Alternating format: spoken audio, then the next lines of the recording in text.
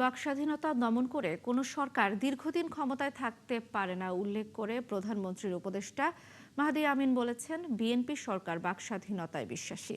দুপুরে ঢাকা রিপোর্টার্স ইউনিটিতে ফল উৎসবে প্রধান অতিথির বক্তব্যে তিনি কথা বলেন।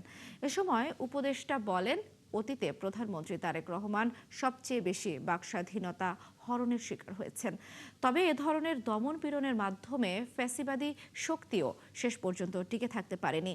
মাহদী আমিন বলেন, দেশের সার্বভৌমত্ব রক্ষা ও জনগণের অধিকার প্রতিষ্ঠায় বিএনপি ঐক্যবদ্ধভাবে কাজ করে যাবে। গণতান্ত্রিক বাংলাদেশ গড়তে মানুষের গণতান্ত্রিক ঐক্য অটুট রাখতে চায় যারা, জনগণের কাছে দেয়া সকল প্রতিশ্রুতি সরকার পর্যায়ক্রমে বাস্তবায়ন করবে বলেও জানান প্রধানমন্ত্রীর উপদেষ্টা।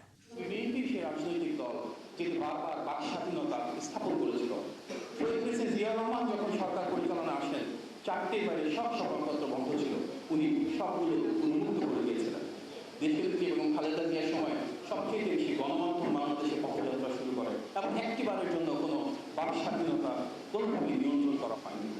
আমরা জানি প্রেস ক্লাবের যে উন্নয়ন এবং অভিযাত্রা, সেখানে পূর্ববর্তী বিএনপি সরকার এবং শহীদ প্রেসিডেন্ট জিয়াউর রহমানের কি ভূমিকা রেখেছিলেন।